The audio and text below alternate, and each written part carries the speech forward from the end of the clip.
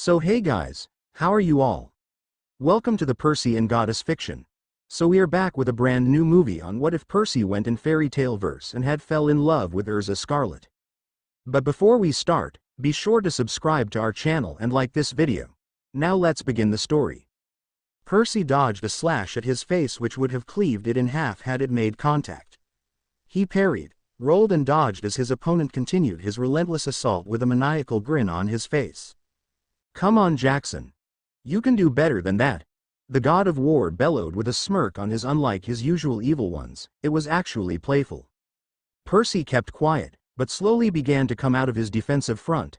His stance strengthened and his strikes became more brutal. After half an hour of metal clanking, the spar ended with Riptide at the war god's throat. "Looks like this one's mine," Percy said with a grin on his face. Ares pushed aside the blade from his throat and grumbled, "You just got lucky, punk. We'll see next time," but nonetheless walked to the edge of the arena and added another win to the Jackson slot.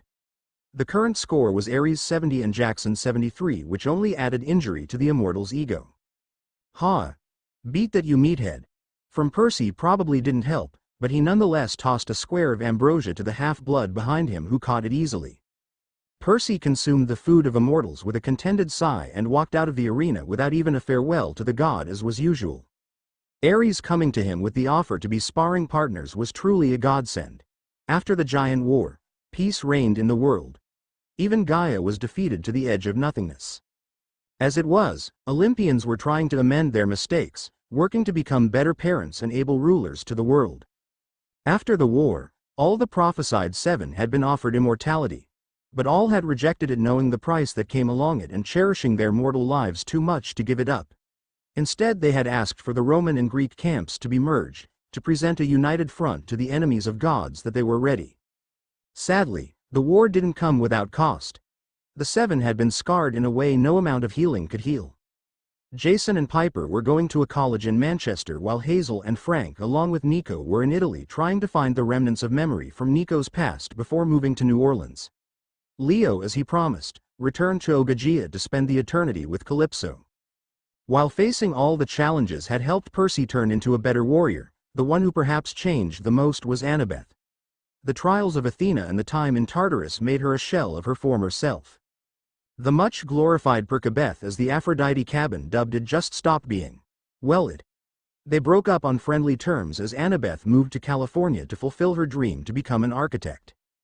Maybe it had something to do with the way his brain was haywired for battle or the years in which he was forced to fight for his life, but he soon developed a bloodlust. Not for killing or slaughter, but just a good fight. After the first few times they tried to kill each other, Percy soon learned that behind all that ego and arrogance, Ares was a pretty okay guy. And probably the only one who was willing to spar with him. After his role in the Giant War, he'd become a sort of celebrity across the globe. As his popularity grew, so did the rumors. He was given the title of the strongest demigod ever born, despite his protests, thus rendering him of any other competition. After exiting from the lift that served as the pathway to Mount Olympus, he moved to cross the road. Lost in his wistful thinking, he didn't notice the truck moving towards him. The honk by the driver was a bit too late, and as Percy was hit by the truck, his last conscious thought was shit. Darkness greeted Percy as he regained consciousness. He felt numb all over him, his body. The first thing that came to mind was, am I dead? That was a probability, but the look at his surroundings had him doubting. Sure, his uncle's realm was dark and gloomy, but this was different. He couldn't see Sharonant, his boat, and neither could he see the river Styx. He was interrupted from his musings by a glow of light and saw his father, Hades, and Hestia around him. He didn't have time to process what was happening as he was engulfed in a hug by the goddess of Hearth. It was only when Hestia released him that he noticed the pitying look from Hades and an expression of agony plastering his father's face. "What's wrong?" he immediately asked. It was Hestia who replied in an heartbroken voice, "They cursed you, Percy. The primordials Tartarus and Gaia. They used a dimension transfer spell on you." "What? A spell? On me?" Percy said, bewildered. "Yes, Perseus, a spell. It was so faint when it was cast that we were unable to detect it until now," his uncle said in a grim voice. "But you can reverse it, right, whatever it is? I mean, you guys are gods after all," Percy said in a hopeful voice. "No, The curse was enacted by two primordial gods. These things are uncontrollable even by the gods, Poseidon said in a quiet voice. So what happens now? Percy asked with a slight quiver in his voice. Though we delayed it by putting you here in the hyperbolic chamber, a place where time and space doesn't matter, the effects of the spell is going to catch up to you soon, Hades explained. So when that truck came at me, it was a distraction created by us to teleport you here, Hades confirmed. Do you want to meet your mother before you leave? There is a limit to how long you can stay, even within the hyperbolic chamber. The god of the seas practically choked on his words. What will happen to me? Athena has a theory. You will be teleported to one of the outer dimensions. It may be similar to our own or entirely different. We can't be sure, Hades answered. Percy turned towards his father and said, "Can you get her now? My mom?" Sally broke down the moment she heard what was happening.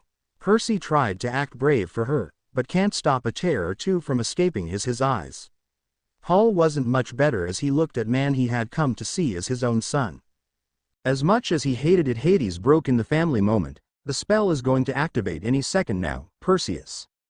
Hearing Hades's words, Sally immediately grabbed onto her son, wailing, "Not my son. Please, not him." Paul moved forward and gently pried Sally away from Percy and gave him a hug, whispering, "I'm gonna miss you, son." Percy's voice threatened to break as he spoke, "I'll miss you too." Poseidon came to him, and it was the first time he saw the tears in the god's face. The Lord of the Horses said in a constricted voice, "We'll bring you back soon, son. I promise you. Just try to stay put and be safe." Unable to say anything, Percy just nodded. Hestia was next. "Don't lose hope, Percy. You'll be back to us before you know it. Your family will be waiting." "Thanks, Aunt Hestia, for everything you've done for me," Percy mumbled through the hug. Hades just gave him a pat on the shoulder. "Never thought I'll say it, but you are the only demigod I'll ever miss, Perseus. I can safely say you are my favorite nephew of all time," Hades said with a slight smile. Percy gave a weak grin in reply when there was a thumping sound and Percy was lifted into the air. He gazed sadly at his family as he began to glow brightly and forced a grin on his face when their eyes made contact. The last thing he remembered was giving a wave below before he blacked out. Percy woke up groaning, his head throbbing wildly as he struggled to stand. Taking in his surroundings, he found he was in a dense forest. Concentrating, he tried to sense some water nearby and gave a sigh as he found it, some 10 feet away. He felt there was something wrong with his body, but he ignored it in favor of a drink. So far everything appeared to be normal. He could tell he was in an uncharted territory. The time with Lupa had taught him to hone his senses. His internal compass, which worked perfectly before, couldn't sense anything similar around. As he cupped some water to have a sip, he noticed his younger-looking reflection and spluttered the water out. He wasn't easily surprised nowadays, but what he saw in the lake definitely came as a shock. And by young he meant the way he looked when he was 12 or 13. His height, structure, arms and legs all seemed to have shrunk to his adolescent days. Even his face, which had matured greatly over the years, had lost its definition and held a childish charm about it. I shouldn't be too surprised, I guess. Being turned into a child again hardly seemed worth a thought when compared to having an immortal father, best friend with hooves, and now exiled to another dimension. Probably had something to do with the spell. Some side effect maybe. Even his clothes hung up on him, something he'd forgot to notice during the dizziness of the travel between dimensions. I'll have to get some new ones.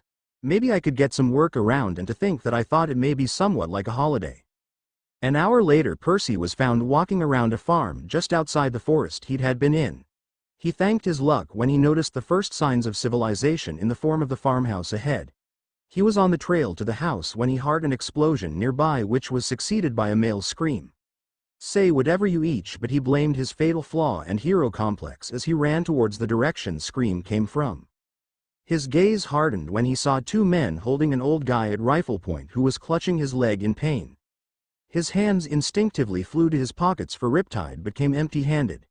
He was numbed at the loss of his beloved weapon for a moment, but forcefully shrugged it off. He had an old man to save. "Hey dirtbags. Why don't you pick on someone your own size?" Percy yelled as he ran towards the trio.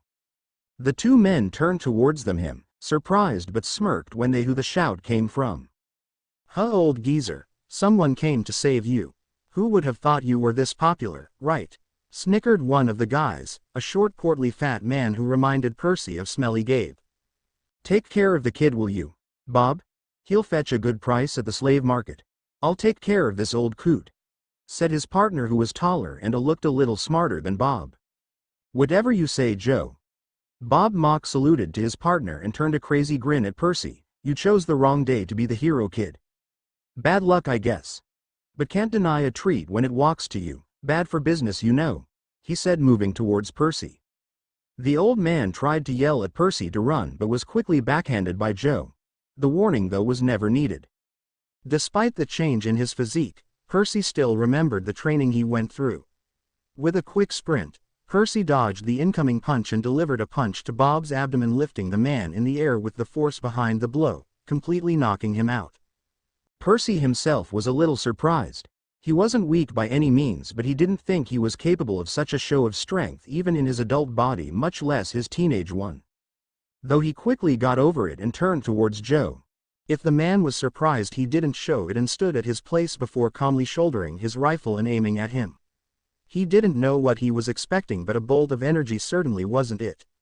He wasn't foolish enough to try to take it head on and thus jumped out of its way. Joe aimed again, but this time he was ready. There was a feeling in his gut just like the one in Mt. Helen's, and this time when he was shot at, a shield of storms formed in front of him.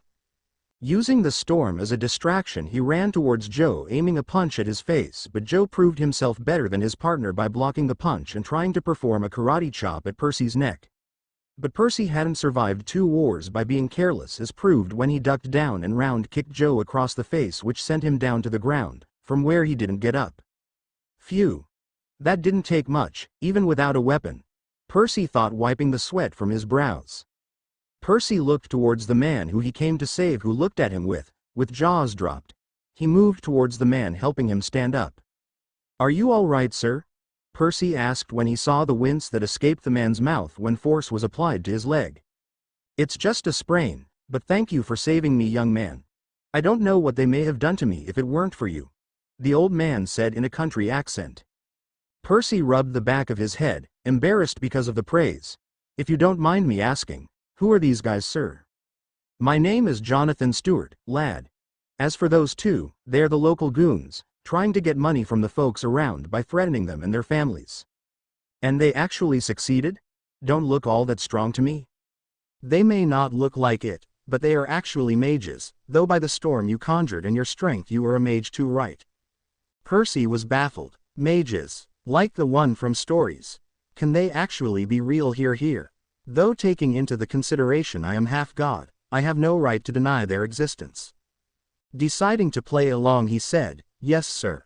Do you live nearby? He thought it wise to change the topic to avoid any further questions. Oh yes, my house is just around the corner. Come along, boy, though I never got your name, the old man said, leaning for an answer. It's Percy, sir. The old man nodded and gestured for Percy to follow him. It turned out Jonathan lived in the same house Percy had contemplated going to for a job before he was distracted by the explosion. As they entered the house, John was pulled into a hug by his wife, whose name Percy learned was Mary. After John's aggravated tale of how Percy saved him, he too was given a warm hug and thanked profusely. Despite his protests, they urged him to stay with them for at least 1 day. As the sun was already going down, he figured he may as well stay since he had nowhere else to go. As he learned from John, he was on the planet Earthland in the country of Bosco. According to John, mages were humans who were born with the ability to perform magic and formed the 10% population of the Earthland. He found about guilds, which were sort of gatherings of mages. What shocked him the most was that normal people knew about the existence of magic users and even asked the guilds for all sorts of help in exchange of money. By the time dinner came in the form of chicken and stew, he'd learned about the many differences between the 2 planets. He soon discovered the increase in his appetite and thanked the Stewarts for the delicious food. He was pretty confident in his abilities to pass his powers as magic, and that's what he decided he will do. As it turned out, he didn't leave the next day or the day after that. He just couldn't say no to Mary's pleading face, who he'd come to really like. So, He helped John in the yard and the farm for the 3 days he stayed with them. He gave them a rough version of the story of how he was separated from his family. Though they could tell he was hiding something, they didn't cry, knowing he was a good child. Mary even cried when she heard the story and Percy was touched. Mary had come to see him as a sort of son, but knew that eventually he'd leave. So on the morning of the 5th day of his stay at the Stewart residence, he packed the bag Mary had so kindly given him with the clothes of her son who was now a soldier in the army of the state. Despite him denying it, John still gave him money that may be required on his way to the city. So 4 hours later Percy was on the trail to the city where he hoped to find some job where his talent may be required as John said. As he passed the board that mentioned the city was 5 miles away he began to wonder about his newfound abilities. He was way faster and stronger than before and the use of his powers came more naturally to him and took significantly less effort compared to his old world. The air here was unlike anything in his world, filled with something that he can only define as magic. He seemed more aware of his surrounding, more in sync with the nature, the elements. Maybe his stay in this new universe won't be as bad as he thought. Percy cursed loudly as he dodged the strike at his torso. When he accepted the job to stop the rogue animals from destroying the city and taking people hostage, he didn't expect a pack of effing human tigers. Though he'd managed to subdue 2 of them, there were still 4 others in front of him, baring their fangs at him in displeasure. As the one he assumed to be the alpha of the pack rushed towards him growling ferally, he was grateful for the magic sword that had been given to him before he left for the quest. He picked up his own pace, and stretching his sword meeting the leader in midway. He slashed at leader's torso just as the tiger's claw ripped his sleeve off, drawing a steady stream of blood from his shoulders. For a moment silence reigned before the alpha fell backward, with a pitiful howl causing the remaining tigers to flee in terror, discouraged by their leader's easy defeat. Half an hour later, he led the people who were kidnapped by the tigers back to their city where he was greeted by the mayor and the rest of city's population. Stretching his hand Percy said, "I did as was requested. I think I earned my reward." Dumbstruck the mayor handed him the money bag with the promised money of 400,000 jewels, and soon offered an apologetic look. "I'm sorry we doubted you, young man.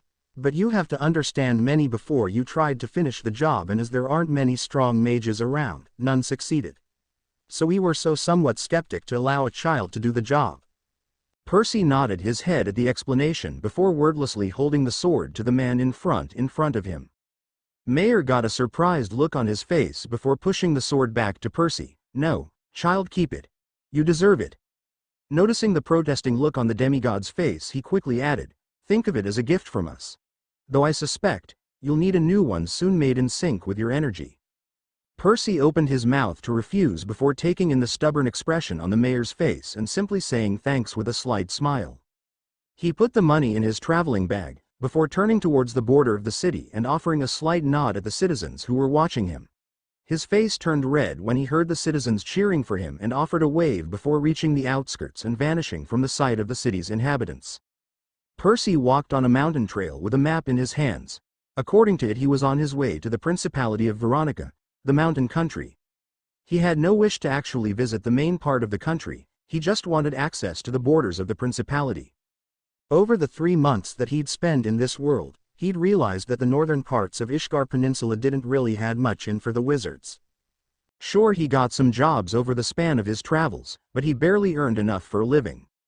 After inquiring through some places and talking with certain people, he'd realized the best way to utilize his talents in this world and earning a steady income was to journey to the land of Fury. Its economy and various other businesses aside, it boasted of its title as the largest magical community in the world.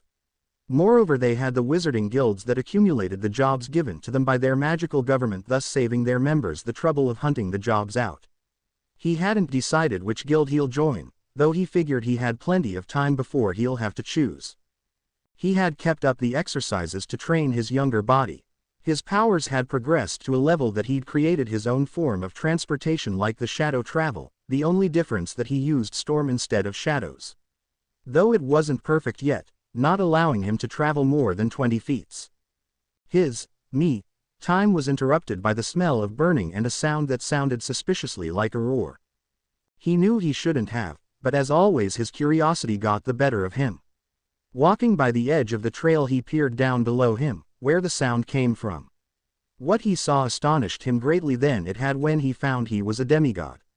A kid maybe around 10 or 11 was spewing fire at a horde of giant gorilla-like creatures which he remembered as Vulcans from when he was warned about them by the villagers below. The lead Vulcan was down and was probably the one who'd let out the scream as his flesh was burned. His fellow specimens were smart enough to jump out of the fire's way and awaited for the flow to stop. And surely soon after that, it did stop. The kid himself looked shocked when it did. Though this time when he tried again all that came out was a small ember. An anime-styled sweat drop appeared on the kid's pink hair, as Percy observed amusedly. The Vulcans grinned maliciously at that. The small boy raised his hand in a peaceful manner. Can't we just talk first? I mean, we're all friends here, right? Judging by the cruel smile on the Vulcans' faces, they had no intention of doing as suggested. Apparently the pinkhead realized that too and began backing off until his back touched the rock behind him. The boy closes his eyes as the Vulcans pounced at him, but opened his eyes in confusion when the attack never came. His eyes widened in surprise when he saw a boy couple of years older than him standing ahead him with a sword in his hand, stained with green blood.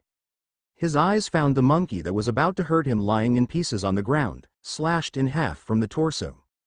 The boy in front of him was a good deal taller than him with messy black hair and a somewhat muscular physique for his age. He pointed the double-edged sword which started buzzing with blue lightning at the remaining Vulcans who were still trying to process what the hell happened. The smart way would be to leave without commotion, but if you want to do it the hard way. He pointed the index finger of his spare hand in their general direction and a similar form of electricity formed at the tip of his finger. It gained momentum the instant it was released, blowing the tree behind the ape-like creatures in splinters, completely avoiding their supposed target. Oops, I missed. Maybe I should try once again. Percy grinned, and the moment he raised his finger, the Vulcans shrieked in terror and ran away, stampeding on one another. Turning towards the boy behind him he said, "Are you all right, Pinky?" The kid, when his initial awe over the obviously powerful guy wore off, snapped, "I am not Pinky. Why? You messy-haired weirdo. My name is Natsu Dragneel." Percy's face softened. "I am sorry if I offended you, Natsu, but are you okay?" "I am fine. Thank you for saving me," Natsu said, looking away. "My name is Percy Jackson, Natsu. It's nice to meet you," Percy said, extending his hand towards Natsu. Natsu stared at his hand uncertainly before remembering something and shaking it enthusiastically with his own. Percy smiled at him before wrapping an arm around the smaller boy and storm-traveled them to trail he had been on earlier. Natsu's eyes widened when he took in the change in scenery. He looked at Percy in wonder and asked, "How did you do it?" Percy winked at Natsu and said in a mysterious voice, "Magic." Ignoring the irritated look the pink-haired boy sent at him, he continued, "Speaking of magic, how did you do that fire-breathing things? It was pretty cool." Natsu instantly forgot his irritation towards Percy and with a spark in his eyes said, "My father taught me. He is the best." Smiling at the clear love Natsu had for his father he said, "Why don't you tell me where your father may be, Natsu, so I can take you to him?" He knew he'd asked the wrong question when tears filled Natsu's eyes. "I don't know where Igneel went. I have been searching for him for 10 days now. That's why those monkeys cornered me when I asked them if they knew where Igneel went," Natsu said through his sobbings. Percy, not knowing what to do, said, "It's all right, Natsu. Tell me how Igneel looks. I have been traveling for some time now, maybe I have seen him," Percy said while awkwardly patting Natsu. "You think so?" Natsu asked, sniffling. At Percy's nod, Natsu rubbed his tears off and said, "Well, Igneel's really big, red scales, leathery wings and really sharp teeth." Percy paused for a moment and then asked with a slight waver in his voice, "Natsu, Igneel, your father, he's like us, right?" This caused Natsu to giggle loudly. "No, silly, Igneel's a fire dragon." Percy knew something was bound to happen. He just couldn't be normal.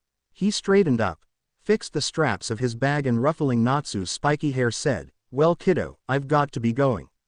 I wish you best of luck in finding your dad. I hope we meet again someday." Natsu's face fell down and Percy saw a few fears drop to the ground. You're just going to leave me too, aren't you? Just like Ignil. Natsu said in a heartbroken voice. Percy cursed silently. He knew he was going to regret it, but he made a snap decision. He bent down to Natsu's level and said, Listen here, I am on my way to a neighboring country. If you want, you can come with me. Maybe Ignil went someplace around there and you can search for him then. The decision is yours.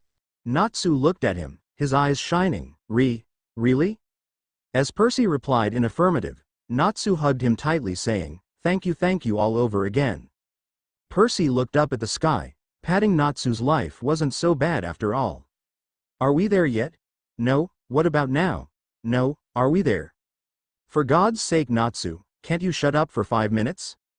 Silence. Hey Natsu. Guess what? What? We're there. Natsu's loud childish laughter echoed in the large fields Balsam village. They had been traveling for almost 2 months now. Despite small and big problems in their way, the duo had faced them bravely and deserved praise for all the trouble. As they entered the market, Percy quickly picked out a motel for a night's stay. As the two plopped into their beds, both let out sighs of relief. It having been a long time since they last could afford such a luxury. Over their travels, Percy found out that Natsu used a form of magic called Dragon Slayer magic, a type of magic used to kill dragons.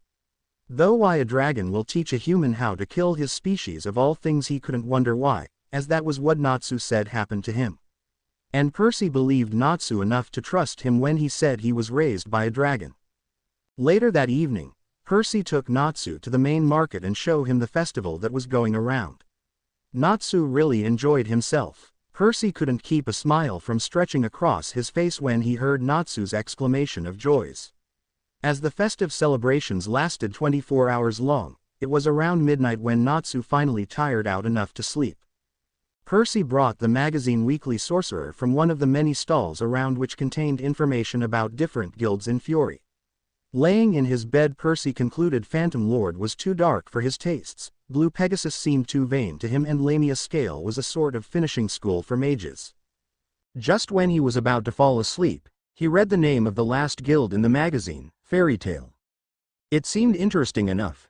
Famous for its destructive ways, it contained a number of strong mages and was considered to be the mightiest guild in Fury. Well, they could always try this guild and leave if they didn't like it. He supposed he could ask Natsu what he wanted to do. He didn't even know if Natsu wanted to join a guild. Shrugging it off, Percy switched off the lights for a good night's sleep. Miraculously, the next day Natsu woke up earlier than him and was skipping through the magazines. Which guild do you suppose we should join, Percy? There are a lot in here. Percy released a breath he had been holding up until now before commenting, Fairy Tale seems good enough to me. What do you think? Natsu turned the pages until he found the one with the fairy tale picture on it. He read out aloud, reckless, destructive with a lot of strong mages. He looked up at Percy and grinned, sounds cool to me. Smiling at him, Percy picked up the map of Fury that he had bought at the fair yesterday and searched for the location of the Fairy Tale Guild. According to it, the guild was situated in Magnolia Town, which was about a week's walk from their current location. On the other hand, he had no wish to travel on foot for at least a while again. But he thought he'd heard the whistling of train in the morning. While the northern part of the Ishgararan Peninsula didn't have much transport facilities, he didn't know about this place. Quickly taking a bath, which energized him as usual, he then shoved Natsu in the shower. After telling him to be ready before he came back, Percy went down to inquire about the train system from the manager. As it turned about, there actually was a station which had trains going to all cities and villages in the country. The first train, as the manager told him, will leave in half an hour. Seeing no point in delaying their stays here, Percy rushed back into their room and quickly packed the possessions he had acquired during the months of his stay here. Natsu was ready and drying his hair with his magic. He grabbed Natsu, paid the manager and ran all the way to the station after getting the direction. Reaching the station, he stopped at the counter and brought 2 tickets to Magnolia. According to the man behind, it was a 5 hours ride that was fine with him. He entered the train which was listed on the ticket, with Natsu curiously checking it out. Percy, what's this thing? When they were settled on their seats, Percy replied, it's a train, Natsu. They help us to travel over large distance in less time.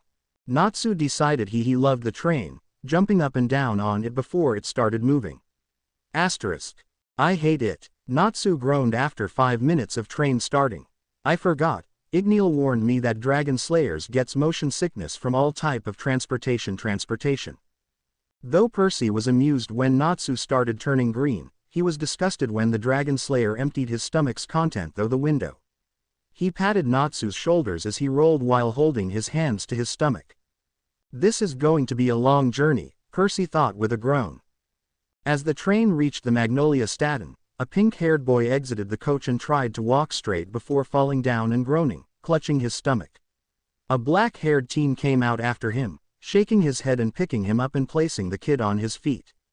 Percy grudgingly treated Natsu in a bakery for putting him through torture, as Natsu called it.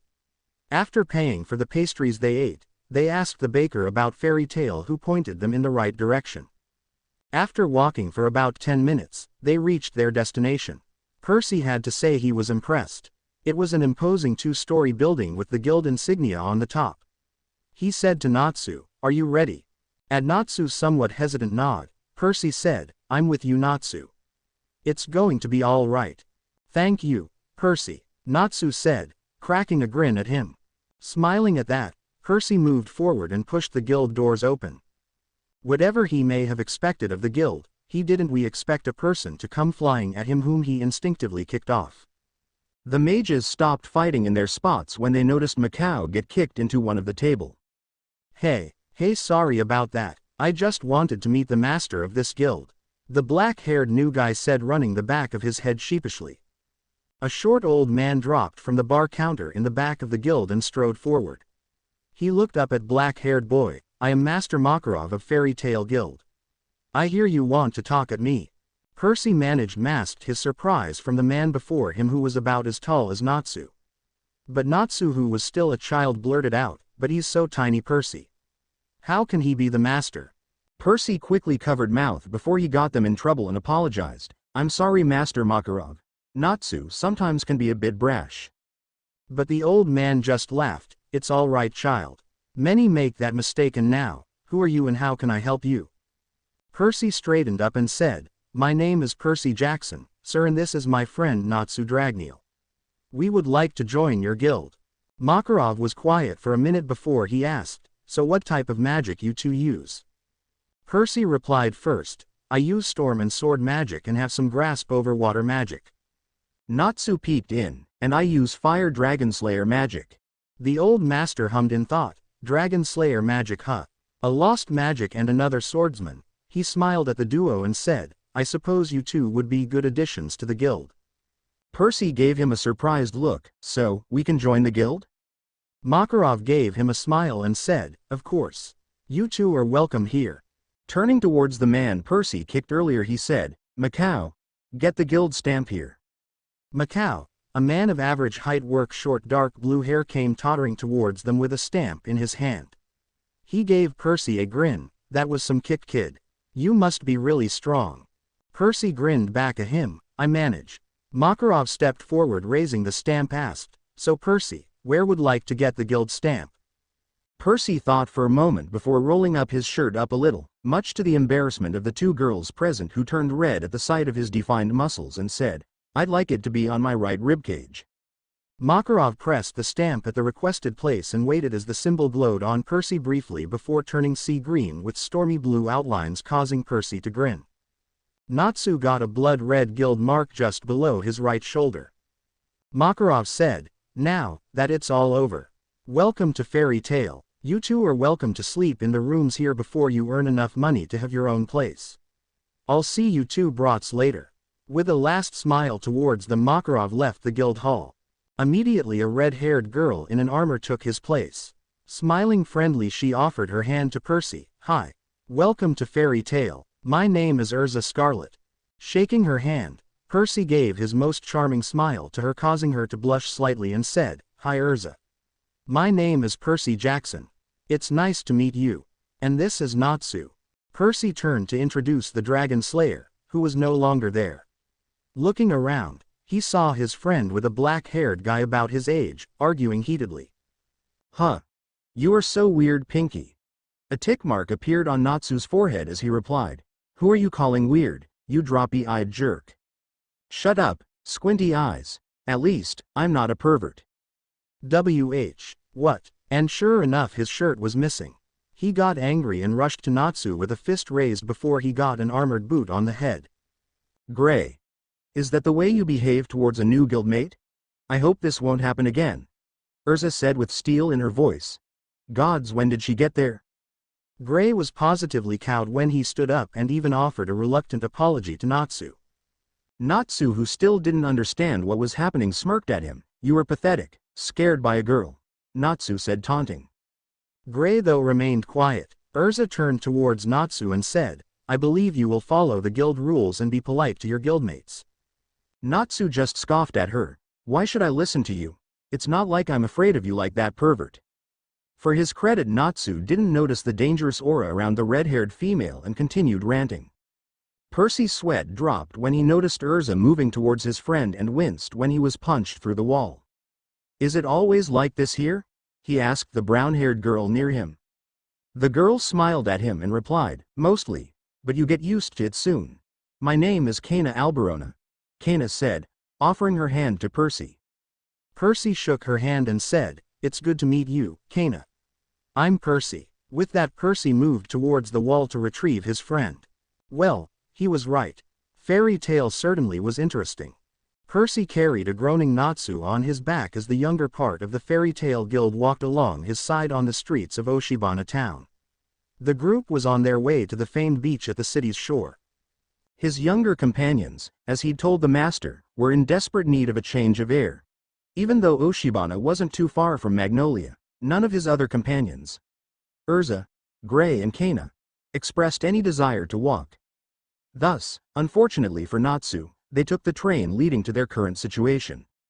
How far are we from the beach again? Percy asked, absent-mindedly adjusting Natsu on his back. Kana took the map out of her backpack and studying it said, Well, according to the map we're about a 15 minutes walk away, she told Percy. He gave a look in the armored mage's direction and the line of baggage trailing behind her.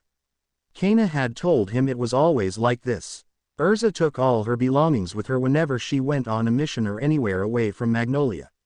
He supposed it had something to do with her past, a paranoia of sorts. He had experienced it enough on his own to comment on someone else's. Percy caught the shirt Gray unconsciously stripped from and chucked it back at the ice make wizard, who turned in surprise when it hit him. Looking at his shirt, he realized what had happened and sent a look in Ezra's direction and sighed in relief when she didn't realize anything. Erza was quite, diligent concerning Gray's stripping habits in public. Quickly buttoning the shirt, he mouthed a quick thank you to Percy. Percy caught Kana's eyes, who was watching the two with a smile on her face, and winked at her. Kana blushed heavily, lowering her head to avoid the awkwardness. Percy frowned. He hadn't meant it like that, but oh well. Walking in silence gave Percy enough time to contemplate the changes in his life since he joined Fairy Tale. Fighting dark mages and monsters certainly beat his average day at the northern half of the continent. Though as he began to undertake more dangerous jobs, it became harder to tag Natsu along. He felt quite guilty when he saw the disappointment on the Dragon Slayer's face when he had to leave Natsu in the guild while he went to complete the job. So he was quite grateful to Erza when she invited Natsu to come along on the various team missions she often went on with Gray and Kana. Together the four had formed one of the stronger teams of the guild. Erza had offered the same to him, but he politely declined, preferring to work alone. He was safe in the knowledge that Erza wouldn't allow any harm come to Natsu, as well keep the Slayer in line. The few times he'd sparred with the armored mage made sure that he'd never anger the red-haired girl. It was only his years of experience and newfound strength that he was able to pull narrow wins on her. He'd gained a certain amount of respect after the guild witnessed his defeat of their disciplinary. Even Master was impressed. Despite his protests, an interview had been arranged for the rising star of Fairy Tale with the Sorcerer magazine. It was after a couple of his photos and interview were published that he realized why he wished to remain anonymous. As they reached the beach, Natsu slowly recovered, though he still grumbled because of the unfairness. After bribing him with food, the boys changed into their swimming trunks while the girls excused themselves to change somewhere in private. Natsu was somewhat hesitant of going into the water, though Gray's taunting quickly changed that. The two boys splashed into the deeper parts of the water before they realized neither of the two knew how to swim. Percy shook his head amusedly and watched them flay desperately before spotting him and yelling for help. Percy released a sigh and with expert strokes made his way towards the duo. Honestly, how can you two not know how to swim? And I thought you were such mighty mages. Percy said in a sarcastic voice. The said mages just wrapped their hands around his neck as he swam with them towards the shallow water. For half an hour Percy taught the basics of swimming to his two younger friends. He had to refrain the two from using their respective magic when they grew frustrated. It wouldn't do well if the water froze or turned scalding hot. One would have thought it would be a piece of cake to teach swimming to two prodigal fighters. Wrong. Percy walked out of water to relax before he realized he hadn't seen his female companions since they came here. He soon found them lying on sunbathing chairs with drinks in their hand. Erza was, as expected, sipping on a strawberry shake while Kana was drinking an orange juice. Percy smiled at them faintly. Enjoying ourselves, are we? I thought we came for a swim, Percy said as he sank to the chair next to Ezra's. Kana snickered. No, thanks master. We'll rather avoid the swimming lesson. Erza said, though I'll have to say, you are a pretty good teacher. Looking in direction of their younger companions who had succeeded in at least moving around in the water. The trio watched Natsu and Gray awkwardly flap their limbs, trying to remember the motions Percy taught them. Natsu looks up to you as a big brother, you know, Kana commented. Percy smiled. I know. I feel the same. Suddenly he stood up. Come on, you guys are boring me here. Percy pulled them up from their seats and dragged them towards the two boys. Natsu and Gray immediately started splashing water at them, getting retribution in the form of a 10-foot wave courtesy of Percy. Even Erza loosened up, laughing heartily for the first time anyone had ever seen. Soon, some of the strongest kids training to be warriors broke down in a quivering mess, coughing out water, pulling at each other, and for once acting like the kids they were. On their way back home, Percy hummed in satisfaction, happy in bringing out his friends from the clutches of their uneventful pasts, even if it was for a day. Natsu grumbled as he walked down the path to the house he and Percy shared. He hadn't expected to celebrate his first New Year away from Igneel like this. They had just been about to leave when Percy was called by the master. Apparently an emergency request had turned up and master had decided to send Percy on the job. When he showed his interest in joining Percy, he'd been flat out refused by the old man, claiming that the mission was too dangerous for him. Worse, Percy had supported the master, albeit half-heartedly. The apologetic look Percy sent him didn't help as he left the guild in anger. As Natsu reached the one-story house with the initials Jackson and Dragneel, he tensed. He could sense about 2 to 3 life forms within his home, a trick he'd learned from Percy. He pressed the key to the door lock, which opened with a slight click, and walked in as quietly as he could. Without further ado, he made his way to the dining room where his ears heard movement. He heard footsteps near him and, estimating the intruder's position, threw a punch to his right, successfully hitting the intended target. The unfortunate person hit the fall with a thud, letting out a childish yelp. What the heck? Flame brain from his opponent was certainly unexpected. Light flickered to life as Erza and Kana entered the room with a few takeout bags in hand. He looked towards the wall to see Gray standing up, rubbing a bump that had formed at his forehead. What the hell are you three doing here, and how did you get in? Natsu asked snarkily once he realized there was no danger. Erza frowned at his tone. Percy gave us the key. He was worried when you left the guild. He had to leave immediately or he would have come to check on you himself. She replied in response to his query, placing the bag on the dining table. He didn't want you to spend the new year alone. He also said sorry, Kana added helpfully. Natsu just said moodily, well, I'm fine. You guys can go. Quote. Paying him no heed, Erza took the liberty to take out the plates from the drawer and with Kana's help arranged them on the table. Gray glared at Natsu. I told you. He's just an ungrateful jerk. We should have just celebrated with the guild. He continues grumbling but nonetheless took a seat at the dining table. You guys have a rather cozy house, Erza said, studying the room while Kana placed the food on the table. I suppose it's worth the amount of jobs Percy continuously did to pay for it. We brought food from your favorite restaurant. Gray even got a cake to celebrate New Year. Kana said, smiling happily. Erza said, "You better start eating, Natsu, before the food gets cold." Natsu snapped, "I'm not hungry." Though judging by the growl, his stomach thought differently.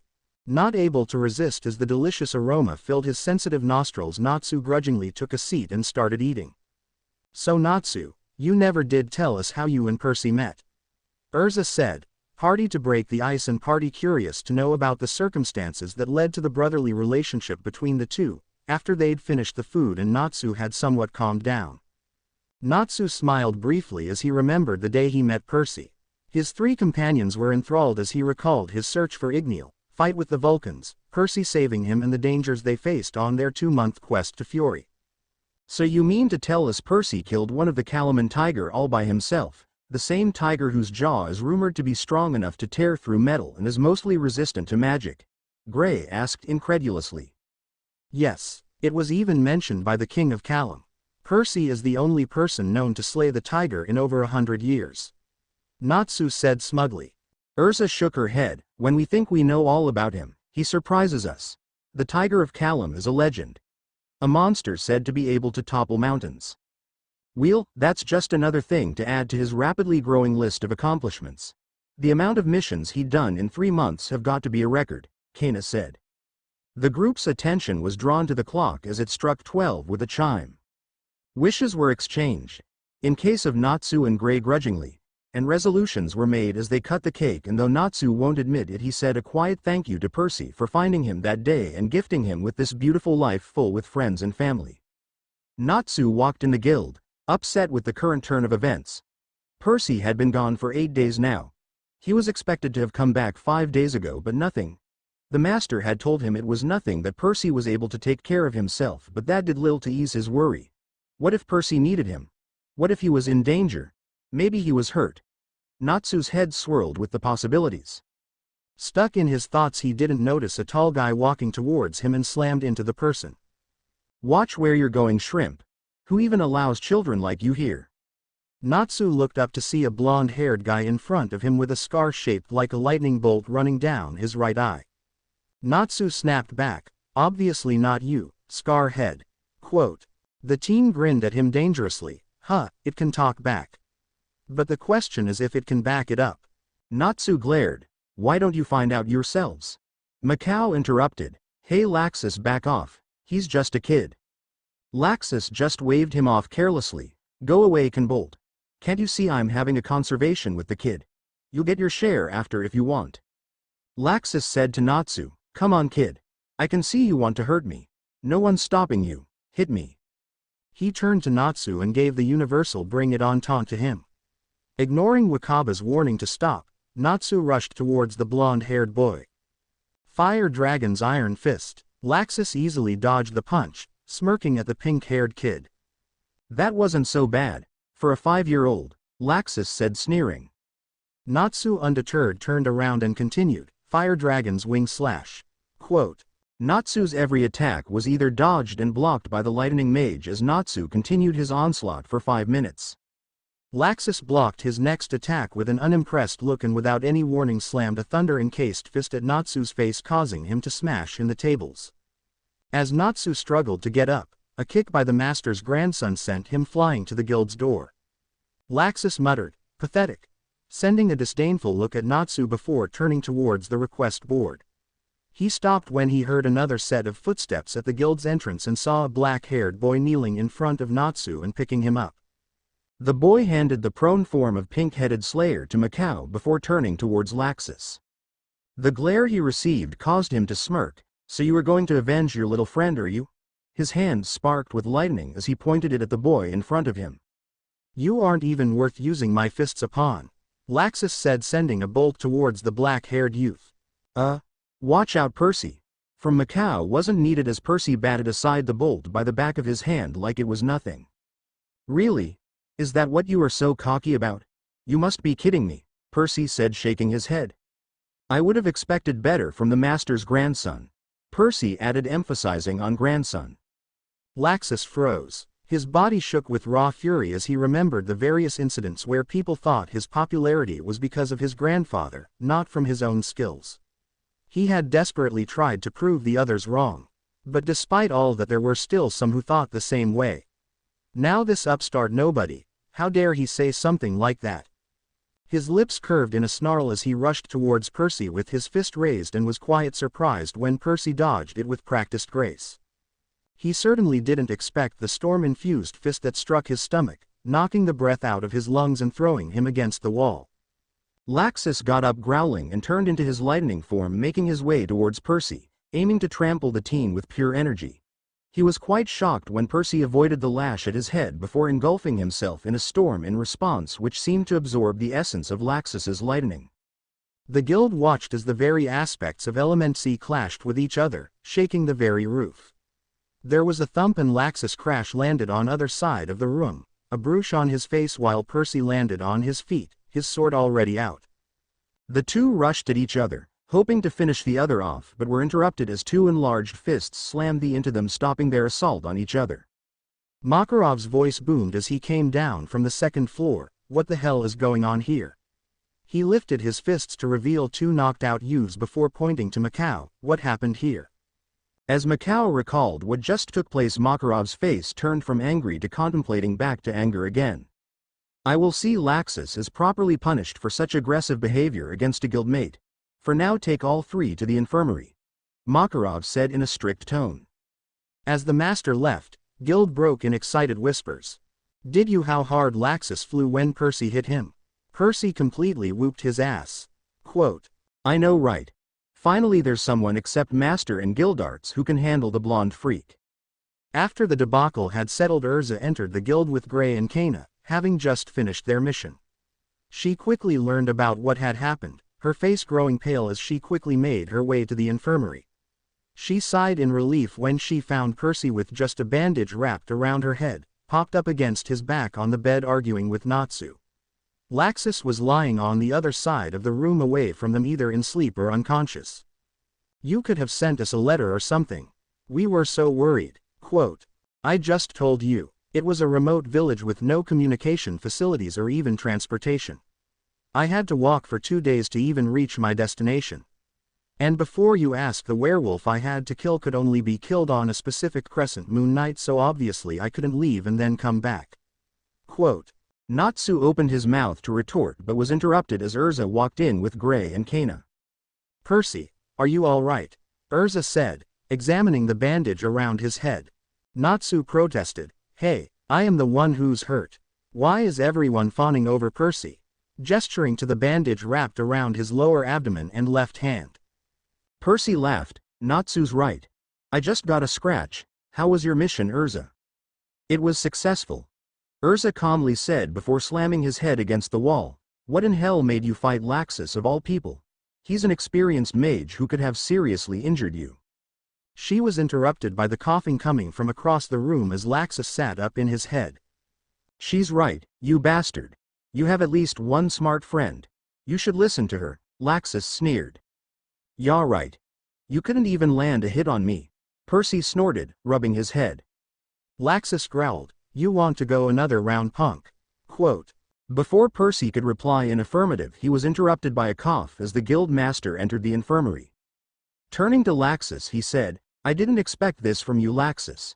Your behavior as of late has become a concern for me. I didn't even attack him first, Laxus said, protesting. No, but you provoked him. Natsu is a child, of course he'll get ticked.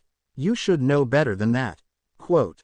After some words from the master, Laxus muttered a half-hearted sorry to Natsu and with a glare in Percy's direction left the infirmary. Makarov walked to the group and said, I'm sorry for the actions of my grandson Percy. Natsu. I love him to death, but he can be a little too hard to handle. It's all right, master. I get it. Can't do anything about crazy relatives, right? Percy said with a sympathetic smile. Makarov sighed, you have no idea. Though I have to say I knew you were strong, but having progressed to this level deserves praise. Going toe-to-toe with Laxus at your age is quite an accomplishment. The boy can be annoying, but he sure as hell ain't a pushover. Percy just rubbed the back of his head sheepishly. It isn't a big deal. It was a good experience. Probably deserved it. I have been getting cocky since joining the guild. Needed someone to peg me down a few pedestals. He then grinned. Though that was some punch, Gramps. Felt I got hit by a truck. Makarov snorted. Of course it was. I still have some fight left in me despite the age. He then made a show of flexing his tiny muscles, causing the others present to chuckle. Makarov smiled at them. Get better, Natsu. Percy, take care of him. And with a pat on Natsu's head, left the infirmary. So, you guys brought food, right? Percy asked when Master was out. All he got was a glare from Erza and deadpan looks from Gray and Kana. Hey, it's not my fault, all right. I didn't have anything to eat for almost 2 days. I am hungry, Percy said defensively. The tension in the room was broken by loud rumbling sound, all focused on Erza, who blushed, her hands over her stomach. After eating the Chinese food that Gray brought from a nearby restaurant, the 5 guildmates goofed around, teasing one another and exchanging details of their missions. Talking about missions, we got surprise for you too, Kana said, grinning. Suddenly, the air near Erza shimmered as she called forth something from her pocket dimension. She caught the 2 objects that materialized above her. Percy positively quivered at the sight of the sheathed sword that Erza passed to him while she gave a cylindrical container to Natsu. Grabbing the sword with almost godly reverence, Percy grasped the silver-bluish hilt and removed the blade from the sheath. His eyes widened as he took in the beauty that was the sword. It was a broad sword with intricately drawn runes running across its surface. As he ran his hand over the fine craftsmanship, there was a warm feeling that shot through all his body. The sword glowed dark blue as rings of storms tinged with lightning covered it. Guys, I don't know what to say. This is incredible, Percy stammered, his eyes still on the sword. Gray grinned. A thank you would be nice. After all, we did spend half of our reward on it. Hearing that shook Percy out of his fascination for the sword. He instantly shook his head. I can't take this, guys. This is too much. Well, I don't think we'll get any refund even after returning it. Even if we did, I have no intention to do so, Gray said, crossing his arms. Erza added, furthermore, we specially asked the forger to align the sword to work in sync with storm magic. It's not like anyone else can use it. Quote. Percy's protest was stopped by a stern look from Erza. And you did say you needed a new sword. So just think of it as a late welcome gift from us. Percy sighed as a small smile covered his face. Well, thank you guys. It means a lot to me. Quote. Erza smiled back and was about to say something when she was interrupted by a joyful yell from Natsu, who had just opened his gift and was happily sucking in the blue-colored flames that came out of the container. Kana answered the question he was about to ask. It's a special kind of fire, used to forge magical weapons. I figured Natsu will like to taste them, so we convinced the forger to store some for us. She made a face. Though the container cost more than the flames. Erza got up from her seat at Percy's bed and said, well, it's getting late. You two should rest.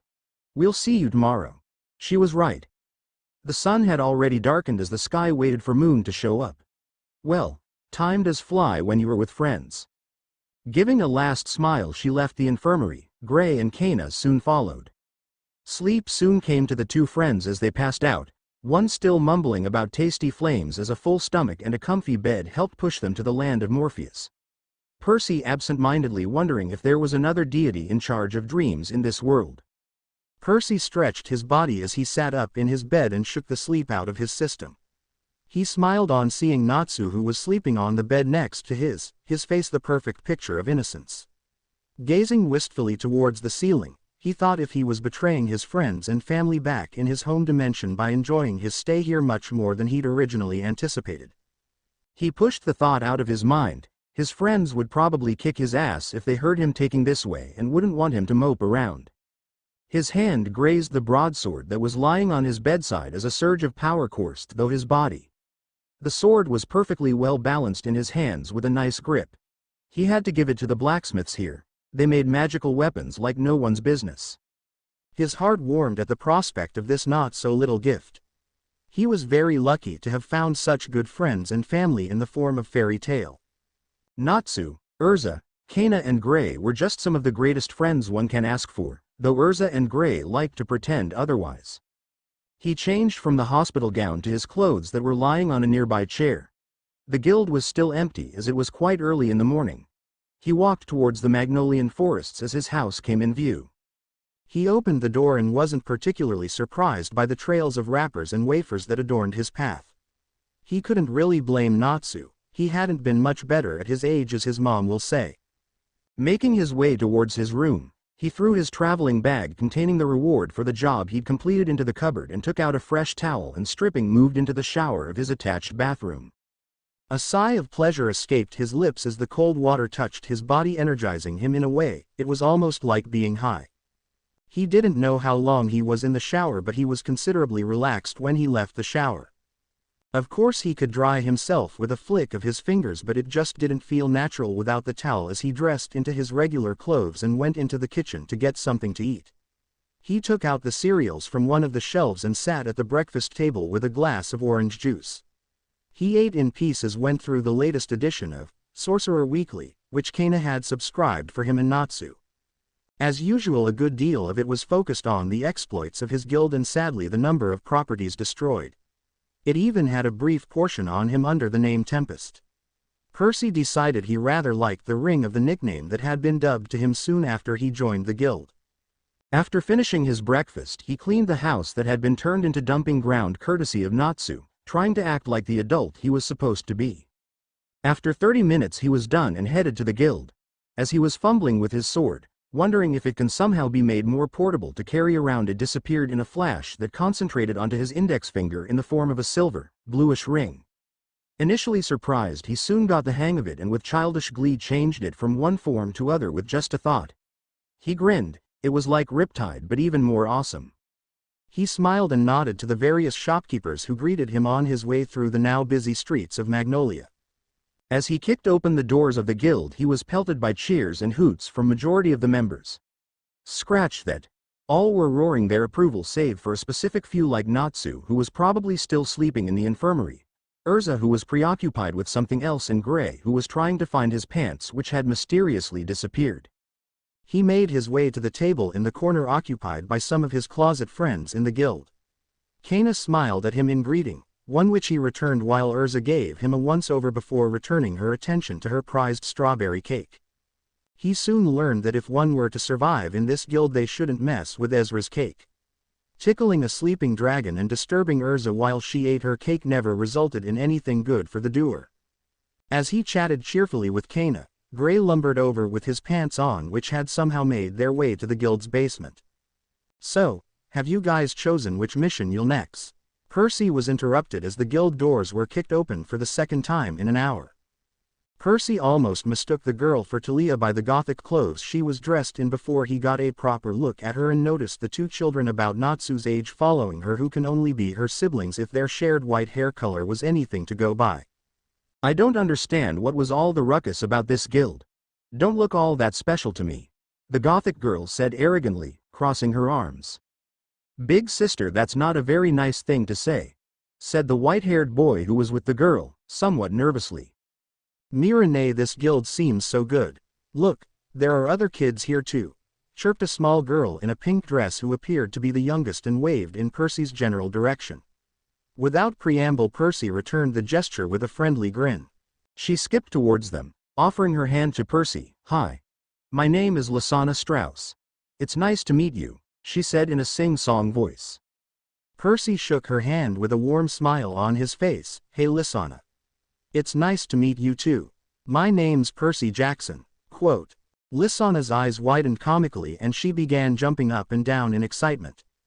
"Really? Are you the Tempest? Can you jump across 15 buildings? Do you control weather? Oh, and are you a god in mortal form?" Quote. Percy blinked at the onslaught of questions as he processed them while the rest of the guild snickered at his blank expression. Percy snapped out of his daze as he gave them a dirty look and turned to Lasana. "Yes, I do go by that name. No, I can't jump that high and I control storms to be exact, so I do have some control over weather, and no, I'm not a god." Percy finished in one breath. "You're not god, half.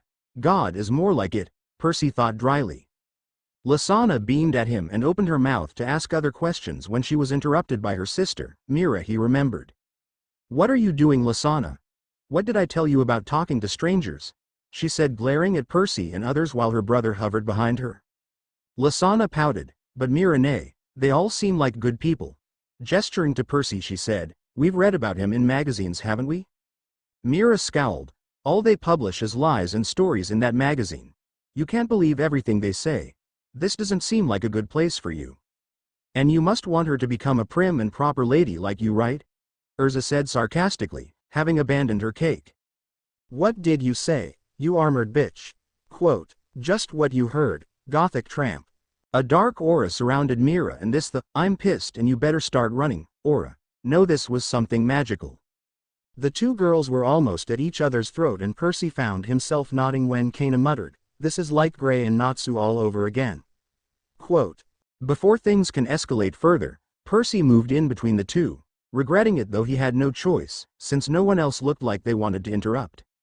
Easy ladies, Percy said. He was slightly unnerved by the twin glares he received. I think Master will be happy if this guild remains in one piece. Quote, Erza, please calm down. He said to the armored girl, who backed down a little and turned to the white-haired girl. If you want to meet the Master. He pointed to the second floor. He will be in his office.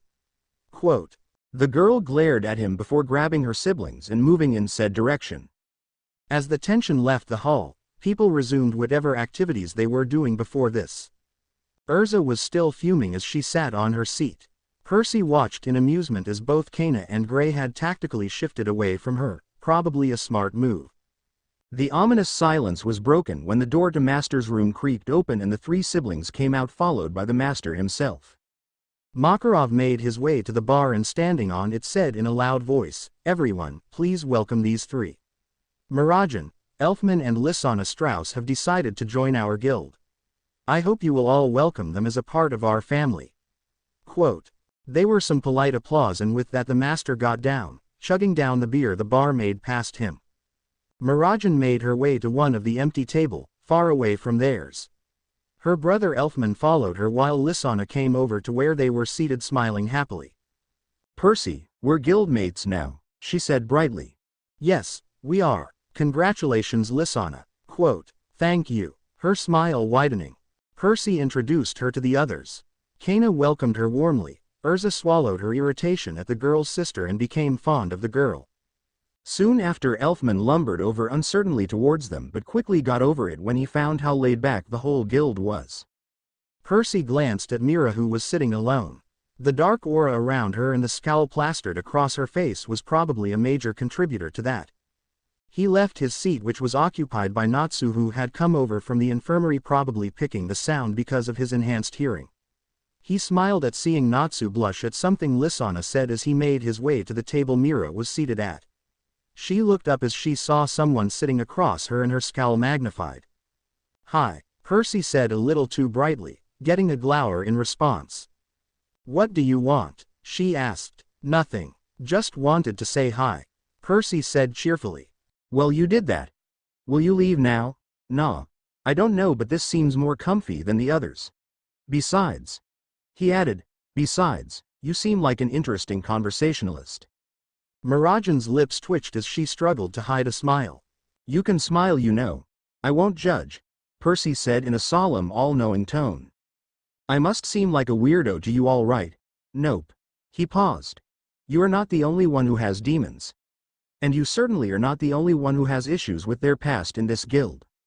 She looked at him, scrutinizing him before she offered her hand to him. I'm Mirajan Strauss, though I prefer Mira. Percy shook it with an honest smile. Percy Jackson. Welcome to the family, Mira. Time skip 1 year later. You did good, kid. I'm proud of you.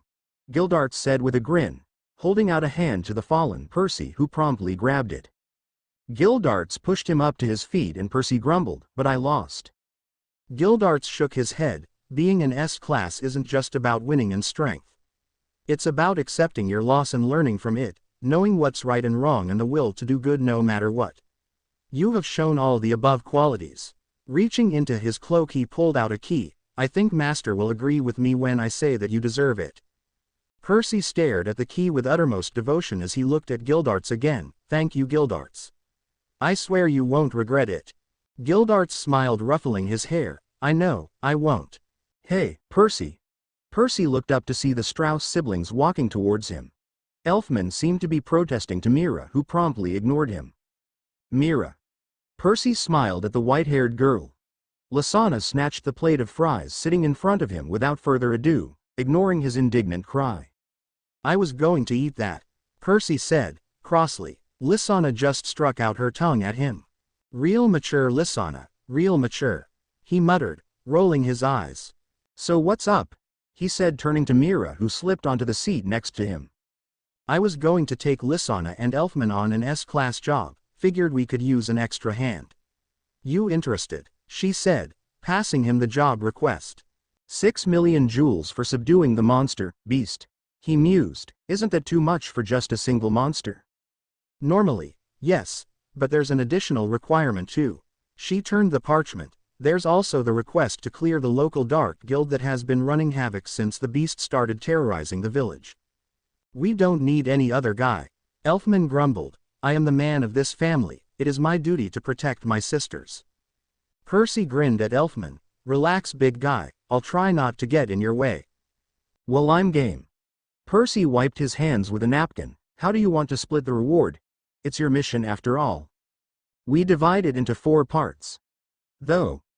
Mira smiled at him coyly. If you wish for any additional rewards, you just have to ask, you know.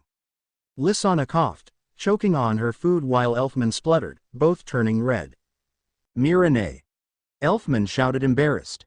What? Mira smirked at her siblings. You don't even know what I mean. I do. Lasana announced. Of course you do.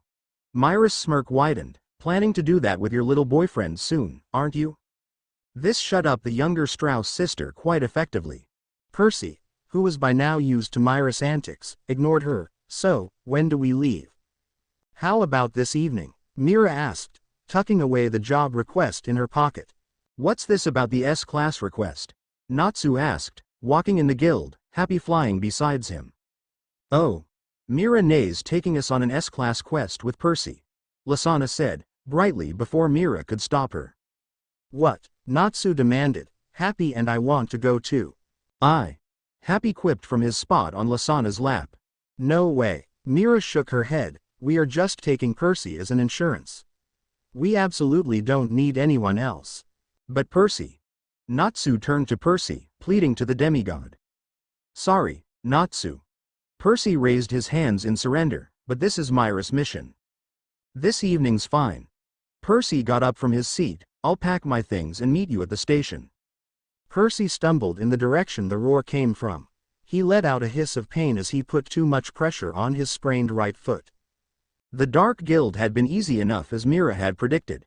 While the Strauss siblings had gone to handle the beast, he'd stayed behind to battle the opposing mages. But like most wizard guilds, this too had a member who was in an entire different league by himself than his guild mates. To be honest, short of Guildarts, this was the strongest opponent he's ever faced. His opponent was an earth magic user, one who could control the very ground they walked on. Though it was clear he had more raw power than his opponent, there was one undenied fact that the guy packed a punch. He didn't know how long they fought, but both knew it was matter of sheer luck that Percy won. So, it was on his last legs that he found the Strauss sisters fighting the abomination that was Beast. Well, it wasn't actually fighting. Mira was on her knees, beaten down while Lasana stood in front of her protectively, even though she herself looked battered, while saying something to the beast. What surprised him was the fact that he seemed to be listening. Not seeing him around, he quickly came to the conclusion that Elfman had tried to take over the beast but hadn't completely succeeded, as indicated by the way the beast was twitching. His eyes widened as the beast seemed to break out of his struggle and finally came to a sudden halt. He seemed to grow irritated with Lasana as he cocked back his huge fist to strike her. Using the last piece of his energy, he rushed towards Lasana with a burst of speed and pushed her out of the way. Unfortunately, he wasn't quick enough to dodge the punch that the beast-possessed Elfman threw at him, which sent him flying into a tree, shattering a few of his ribs with a crunch. His body withered in pain as he slid down the tree, his whole being protesting as he stood on shaking legs and biting back the scream of pain that threatened to escape his mouth. He ran in Elfman's direction, gathering concentrated winds in his hands. Mira Jane's eyes widened as she saw the wildly throbbing energy in Percy's hand. "Percy, stop!" she yelled. Percy faltered slightly, his hands now containing 2 bluish discs. "He's still my brother. If you kill the beast, Elfman will die too." Mira croaked out, too exhausted to even speak properly. Percy stared at her for a moment before diffusing the stormy discs in his hands. He sent a strong gale of storm at Elfman, who was once again trying to hit Lysana, causing him to stumble. Once in range with him, all Percy could do was dodge Elfman, his body straining under its own weight, too tired to even land a steady blow. He swore as he stumbled for a moment. That was all the opening the beast needed, as Percy was again sent flying, pain clouding his other senses as he landed hardly on the ground, unable to get up. He closed his eyes in resignation as he waited for the fatal blow that was sure to come. At least Lysana was safe, he thought. He opened his eyes blearily when the blow didn't, and his body froze in horror at what he saw. Lysana was standing in front of him and said defiantly, "Please, big brother elf, you have to stop this. I know you're still in there. I know you won't hurt me." Time froze as the beast showed no hesitation this time and swatted Lysana like a rag doll, spending her flying into a forest. Percy stared at the spot Lysana had been standing at, his heart and mind unable to accept what his eyes had just shown him. The momentary grief that was felt by his being passed as fast as it came as he gave a feral snarl, raw fury coursing through him, standing up even as his whole body ached in agony.